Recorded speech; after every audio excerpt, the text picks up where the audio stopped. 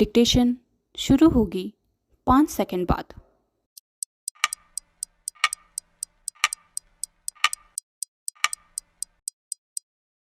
Start. Medical कॉलेजों में प्रवेश की परीक्षा यानी नीट में अनियमितता को लेकर जो सवाल उठे उनमें से ग्रेस मार्क्स के मामले का समाधान होना संतोष की बात है। 1563 छात्रों को परीक्षा में देरी के आधार पर ग्रेस मार्क्स दिए गए थे, वे रद्द कर दिए गए हैं। इसके चलते इन छात्रों को दोबारा परीक्षा देनी होगी या फिर ग्रेस मार्क्स के बगैर ही काउंसलिंग में शामिल होना होगा।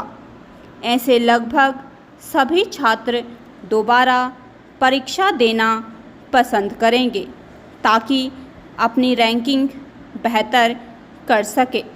चूँकि ऐसे छात्रों की संख्या अधिक नहीं, इसलिए राष्ट्रीय परीक्षा एजेंसी यानी एनटीए को उनकी दोबारा परीक्षा लेने में कोई समस्या नहीं होगी और वे छात्र भी संतुष्ट होंगे जो ग्रेस मार्क्स देने के नियम का विरोध कर रहे थे। यह विरोध उचित ही था क्योंकि यह समझना कठिन था कि परीक्षा में देरी के आधार पर इस तरह ग्रेस मार्क्स देने के लिए कुछ छात्र 100% नंबर पा गए।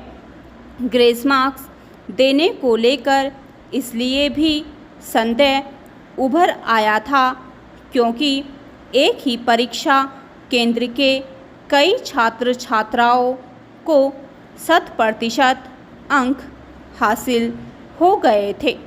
अच्छा होगा कि भविष्य में ग्रेस मार्क्स देना बंद किया जाए और यदि छात्रों को किसी कारण परीक्षा में देरी का सामना करना पड़े तो उन्हें दोबारा परीक्षा देने की सुविधा दी जाए। ग्रेस मार्क्स का मसला हल होने के बावजूद मामला अभी पूरी तौर पर शांत नहीं हुआ है क्योंकि अनेक छात्र, अभिभावक और विपक्षी नेता नीट में धांधली का आरोप लगाकर दोबारा परीक्षा कराने की मांग कर रहे हैं। इस पर सुप्रीम कोर्ट अभी किसी अंतिम नतीजे पर नहीं पहुंचा है और उसने काउंसलिंग पर रोक लगाने की मांग पर विचार करने से भी मना कर दिया है।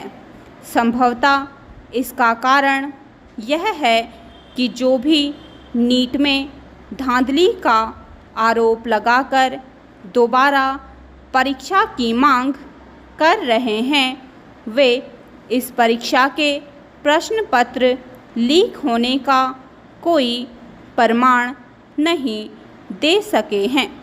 यह सही है कि बिहार में कुछ सॉल्वर गिरफ्तार किए गए थे, लेकिन अभी ऐसे प्रमाण सामने नहीं आए हैं कि प्रश्न पत्र लीक हो गए थे।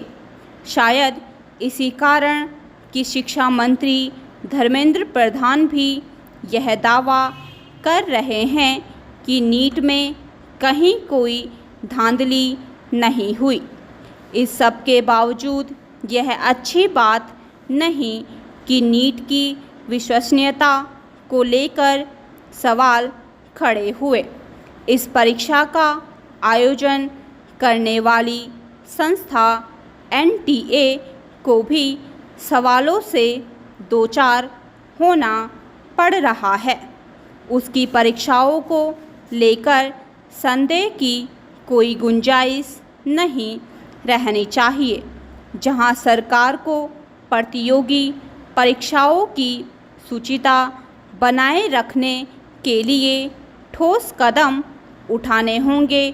वहीं संकीर्ण स्वार्थों के चलते परीक्षाओं की विश्वसनीयता को संदिग्ध बताने वालों को बेनकाम भी करना होगा, क्योंकि कुछ राजनीतिक दल और कोचिंग संस्थाएं अपना उल्लू सीधा करती दिख रही हैं। स्टॉप।